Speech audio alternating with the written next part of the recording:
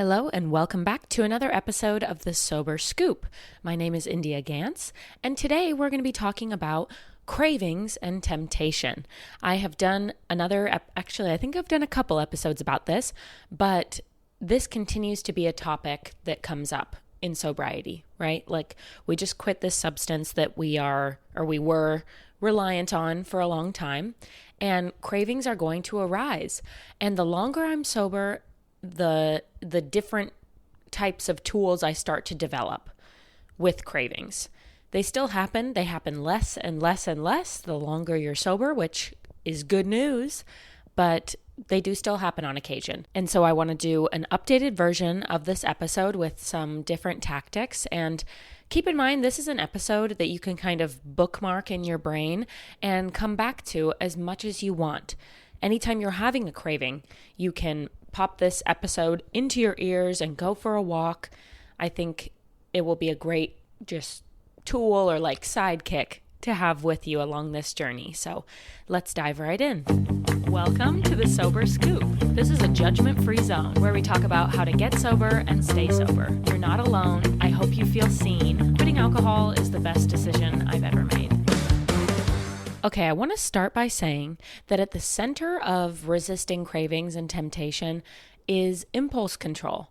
Because when we were drinkers, the thought popped into our mind, I want to drink. Whether you were going through a sad situation or a happy situation or a stressful situation or anything, whatever that little trigger was in your mind, we instantly just grabbed the drink. The thought process was, I want to drink. Okay, I'll have a drink. And that was that. So I do believe that at the center of sobriety, at the center of these cravings is impulse control. And that is a skill that I didn't even know I would learn in sobriety, or it wasn't something I expected I would learn, but it has come. And it's a pretty amazing life skill to have in general. So look at that as a blessing. In sobriety, you're forced into having a bit better control of your impulses. And in life in general, that is a good thing. So I believe that impulse control is really about pausing for a moment. When you have that craving, the thought enters your mind, I want to drink. Instead of going and cracking open the drink, we think for just one moment. We think about why we want that drink. That is really helpful. So we think about, did something bother me that person just said? Did I have a stressful day at work?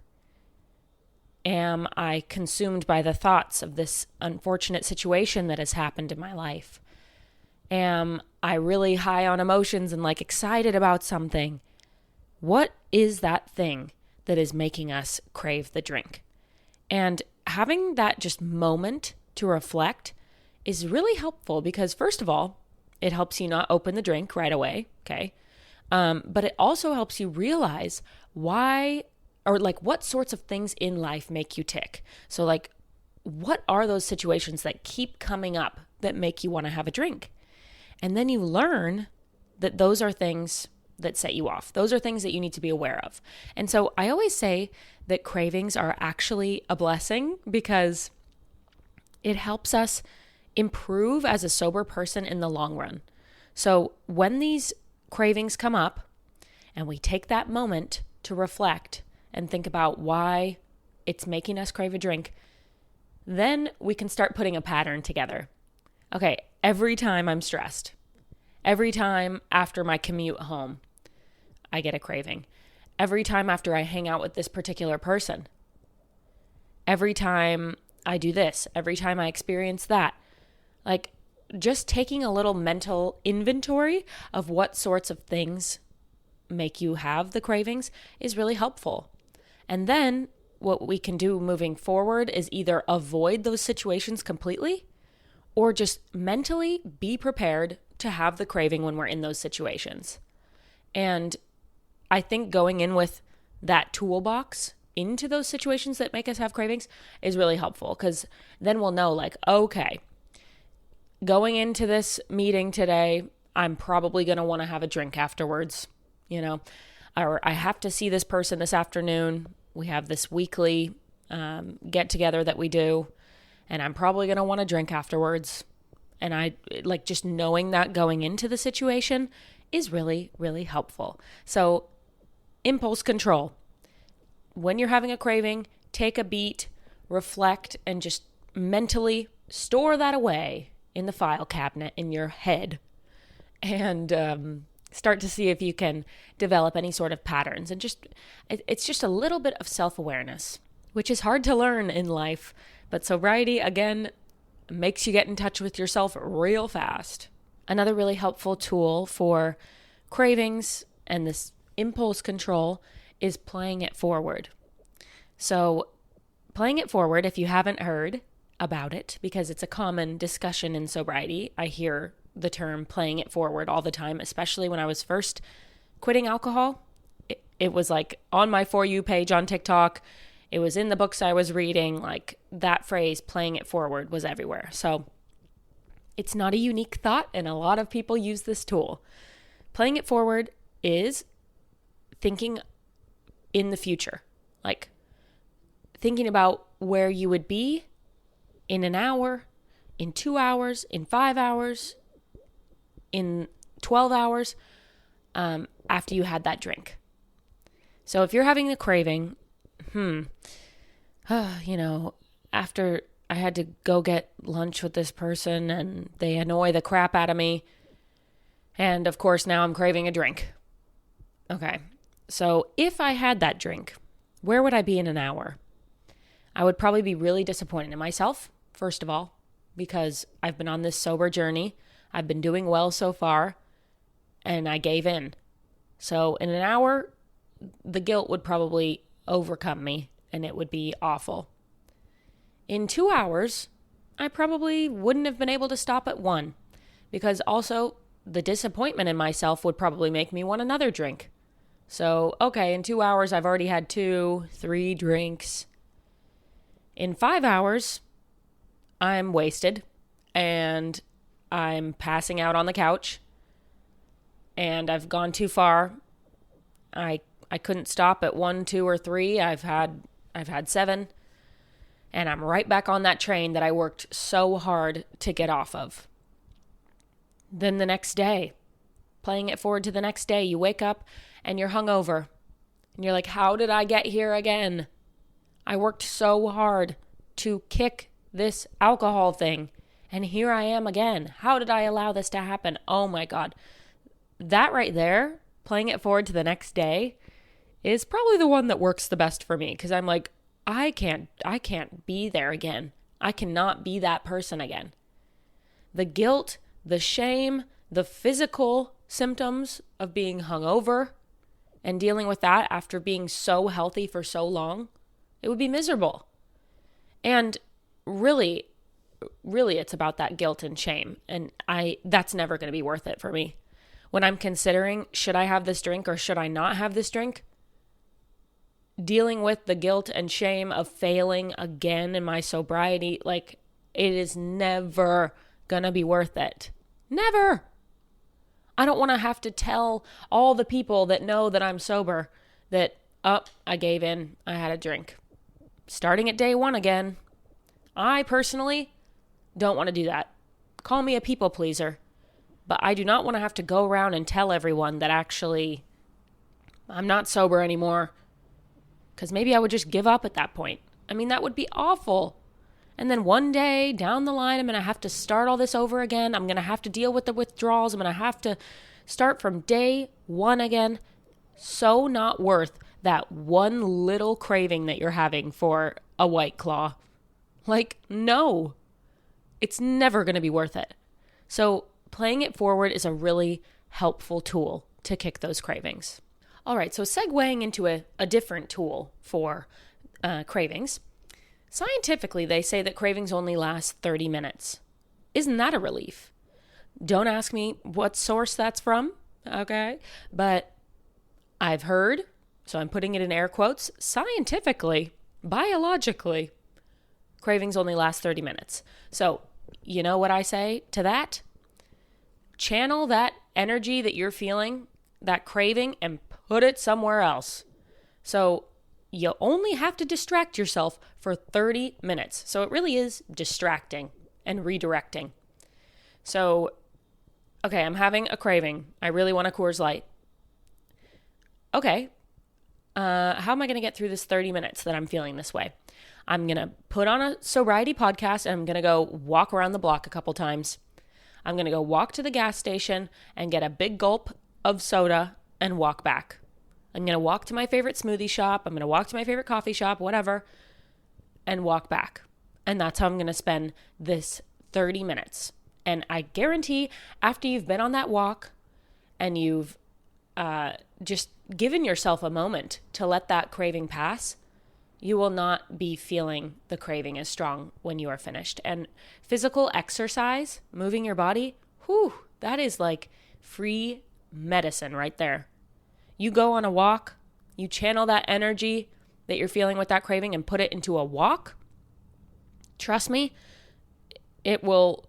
Walking cures a lot of things in sobriety. And it also is just a distraction, okay? You get out, you get some sunlight, you're listening to something, whether that's like music that you love or a podcast that you love. Like, just get out there, move your body. You got the endorphins going. Your body might be craving a dopamine hit from the alcohol. So getting outside and getting your endorphins going kind of tricks your mind into thinking that you've had some sort of dopamine hit. I mean, it's great. Literally, sometimes I don't feel like going on a walk. Okay, we're entering into the fall, still the end of summer. Let's not get too ahead of ourselves. But heading into the winter, sometimes I really don't feel like going on a walk. It's freezing cold. But I remember during the winter, I would bundle myself up and I would still get outside and do that walk because I would tell myself, like, this will cure my feeling that I'm having right now. This craving, this discomfort, this kind of itch that I have for booze, all I have to do to make it go away is go on that walk. So I would force myself to go on that walk. Trust me, it works. Another thing that works for distracting yourself is doing a chore, crossing something off your to-do list. So literally just start vacuuming. You're having a craving? Whip out the vacuum, baby. Start doing your dishes. Do some laundry. Do some housework. Mow the lawn. Like, just get something done. First of all, it's like busy work with your hands. So I don't know why. This is another thing, quote unquote, scientifically. Like, doing something with your hands quiets your mind. Maybe that's more just speaking from experience. But when I'm doing something physical with my hands and keeping my hands physically busy, my brain shuts up for once. And I used to use alcohol to shut up my brain. So if I can shut it off with something a little bit more healthy, then a win is a win. So use your hands to get something done. And it could also be a craft or, if you're artsy, like crocheting or drawing or writing, something along those lines. So doing something with your hands and just keeping busy helps shut up your mind and helps get you through that craving. So what we're doing with the walk or the physical activity or the doing something with your hands, the craft, all of that is just to distract us so that we can make it through that 30 minutes. Because, set a timer for yourself. Set a timer for 30 minutes and clean up your house real quick. It's amazing what you can get done in 30 minutes, by the way, if you set that timer. But afterward, you're going to be feeling a lot better. For me personally, I know not everybody can do this. Most of us can get outside and go for a walk, but I do believe that a change of scenery is really helpful. So if you're having a craving, maybe go walk to that cafe, sit at a cafe and get some work done, like go outside to your yard instead of being inside. I think a change of scenery can be really helpful. Okay, another very tangible tip for getting through your cravings for alcohol is to have a different beverage, like trick your mind, basically. I am going to touch on NA beverages, which everybody feels differently about those in sobriety, and that's totally fine. We're all welcome to have our own sober journey and our own opinions on things. I don't really drink NA beers and wines anymore because I personally don't crave that flavor or that ritual of having a drink anymore. So that's something to look forward to if you're not as far along in your sober journey as I am. I'm 14 months tomorrow. So that's something to look forward to. Like, I really don't have the cravings in the same way. The only cravings I have are when it's something emotional, like something sad, something stressful. And then it's not even a craving. It's more of like, oh, I definitely would have had a drink to get through this. And now I don't. Okay. So it's not an actual craving, but it's more like I recognize the old me inside my head. So anyways, yeah, I don't drink NA beers and wines anymore. But for me, they were a godsend in the beginning of my sobriety. Like I said, people have different opinions on this. Some people are like anti-NA beers and wines, like they are anti anything that looks or feels like alcohol. And I get that because you don't really want to maintain that ritual of having a drink. You don't want to like need to have a drink. Some people think you can go overboard. Some people think it's the gateway to getting back into drinking. Like, okay, so I'm just throwing those out there so that you know what some people say. What I say is that for me, I'm already making this life-altering decision, right? Like, I'm getting sober. That is huge. I don't want to also alter everything else in my life. So I continued to go out to bars when I was invited to a bar, even in the beginning of my sobriety. I also continued to have that beer with peanuts in the evening that I loved to have because part of it was craving that flavor, that carbonation. There's not a lot of things that mimic a beer because it's what other drinks are carbonated and not sweet? Sparkling water, I guess. There's not a lot out there. So my brain would crave just that beer, not even the feeling that it gave me, but the flavor, the food pairing, that type of thing is what I craved a lot of times. So I would get an NA beer, and I'd have one of those, maybe two, but usually one of those with my salty snack. And it literally busted my craving. It was like, boom, I don't need a beer anymore. I had this one, and now I'm good. Again, your cravings pass in 30 minutes, so you have that one, and you're like, okay, that was all I needed. I don't actually need the effects of alcohol. I just wanted that flavor. So for me, it was a great tool. And if you're at all nervous about the NA beer thing, but you're curious about it as well, there are non-alcoholic beers that have 0% alcohol. This is something to look out for, by the way, if you're shopping for your own. Some non-alcoholic beers have, quote unquote, less than 5%. That's what it says on the can, less than 5%. And if they have 0% alcohol, they will say alcohol-free or 0%. Anything else probably has a trace of alcohol in it, just a little bit. In my experience, I've had those ones too, and it's totally fine. Like, I don't feel like I'm getting a buzz or anything. I don't know. I had one experience with a 0% Guinness where I sort of felt like I was getting a buzz. And now when I look back, I wonder if that was my brain like tricking me into thinking that I was. So regardless, like if I was to have an NA beer now in sobriety, I really just strive to get the 0% ones because it just makes me feel more at ease knowing that there is zero alcohol whatsoever. And yeah, it does have to say alcohol free or 0%, 0.0% on the can or on the packaging. Otherwise, it probably is less than 0.5%. That's almost like assumed in the non-alcoholic beer space. And then if it's 0.0%, they will label it as such. So something to look out for. Some of my favorites, or actually the one that I can think of off the top of my head, is Heineken 00, 0.0%. They have Heineken 00 at most bars in America. So if you're out with friends or something, that's kind of like usually a go-to one to have. I think Michelob Ultra is also 0.0. I think Stella has a 0.0. So there are some good ones out there, and it's just something to be aware of if you're interested. Those exist, and just read the packaging and make sure that it's 0.0 if that's something you want to stick to. I also don't think it's the end of the world if you have a less than 0.5%. Okay, you're still doing better than you were, and that doesn't like break your sobriety in my book. But again, everybody has their own journey. So, NA drinks. Yes, there are NA beers and wines. So if you want to maintain that ritual in the beginning of your sobriety, because it's literally muscle memory, then in my opinion, go right ahead and do so. If you used to have a beer every single day after work, I think it's okay while you're transitioning out of that to still have a beer every day after work, but have it be a non-alcoholic beer. And the brain is a powerful thing. When you're not getting that buzz from it, you will stop craving it. You will stop desiring that beer at the end of your shift, because it's not giving you that mental release or whatever that we seek. You get that flavor pairing and it tricks your brain for a while, but eventually you won't need it, which is kind of cool.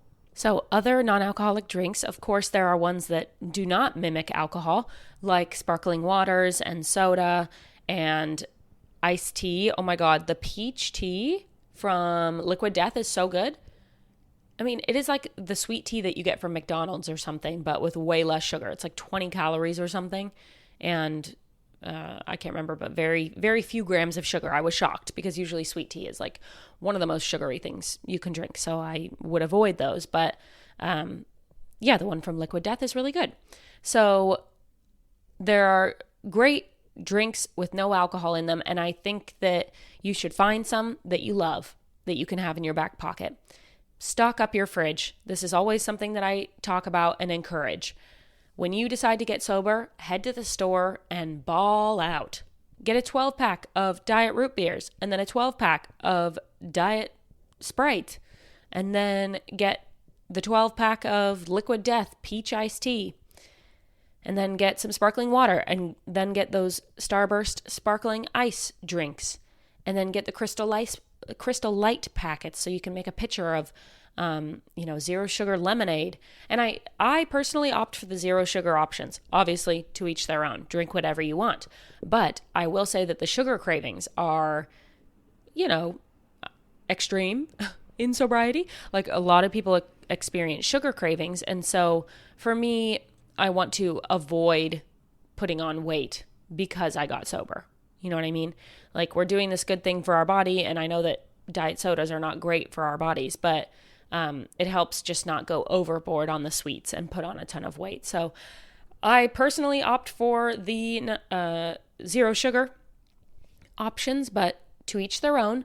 And my motto is always, as long as it's not alcohol, you're doing a good job. Obviously, transfer addictions are something to be aware of, and I have a whole episode about transfer addictions, and we don't want to dive into something else just because we're quitting alcohol. So wow. Yeah, that was a tangent, but literally make your fridge look like a vending machine with so many different options. I love having options because I open the fridge and I get to choose what I want. It's not like I automatically have to have whatever's left in the fridge.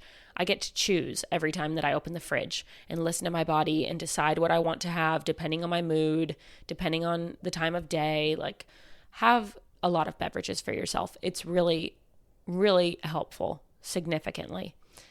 And that kind of goes with the redirection thing. When you're having a craving, just muscle memory. Instead of cracking into a drink, an alcoholic drink, crack into a non-alcoholic drink. I'm having a craving for a beer. Okay, I'm going to the fridge and getting a Diet Coke and going on a walk and putting in a podcast and just distracting myself. And you get that carbonation, you have that drink, that muscle memory, you redirect, you go outside, and in 30 minutes your craving is gone and you're back to normal. Right on track. So that's a great tip. I also think it's great to get a water bottle that you love drinking out of. I mean, this is really helpful for me. I have my purple water bottle that I got from Michael's for $9.99. It's literally supposed to mimic the Stanley Cup that are like $42 or something crazy like that. So it's the big 40 ouncer, and I got it for $10 at Michael's, and I've had it for like over a year, and I love it. There's something about it. The straw, how the handle, like, I like drinking out of it. A lot of people like Stanley Cups. A lot of people like Owala, I think it's called. I am really interested in trying that one because I heard it's like very fun to drink out of. So I need to try that. But whatever suits your fancy as far as water bottles, Try some different ones out. Remember, you're saving so much money by getting sober. Go treat yourself to the nice water bottle. If you want to get the $42 Stanley, honestly, be my guest. I would encourage it because you're going to have it for a long time. And what I did in the beginning of sobriety was I started pounding water because I was not drinking alcohol. I was like, okay, I have a craving and I don't get to drink that beer. Okay, I'm just going to literally keep my mouth on this straw until the thing's freaking empty. And I would just drink water. I always joke that I am sober, but I drink all day long because that's how I used to drink. I used to drink from morning until night and maintain a 2-beer buzz basically all day long. So I drank. I was constantly cracking into drinks all day long. So in sobriety, I continue to crack into drinks. And I usually have 3 going at a time. I got my coffee, I got my water, and I got my, third drink, my soda, my green juice, my whatever. Like, I know it doesn't seem like it right now if you are just getting sober, but there are so many good non-alcoholic beverages, and you'll discover them along the way. Keep trying things, keep your eyes peeled, and treat yourself as well. Like I mentioned earlier with the walk and walking to your smoothie shop, walking to your cafe, I think treating yourself during a moment of a craving is, helpful mentally. It tricks your mind a little bit because it's almost like a reward. It's a reward system. And I think that's okay.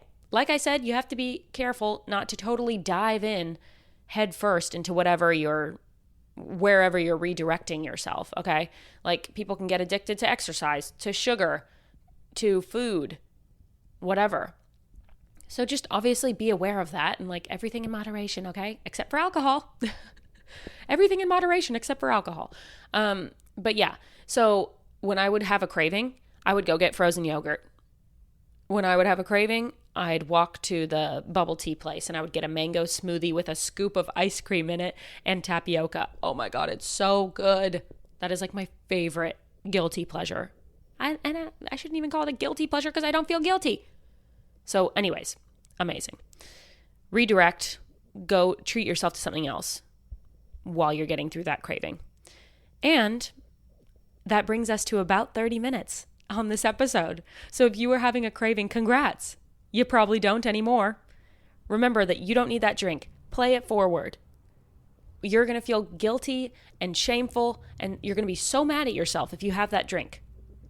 So good job distracting yourself. Honestly, you're going to be so proud of yourself because guess what? Nobody in the history of time has ever regretted not drinking. You will always be grateful that you didn't pick up that drink. So well done, and come back to this episode anytime you need, okay? I'm here for you on this journey, and I'll see you for the next episode. Bye.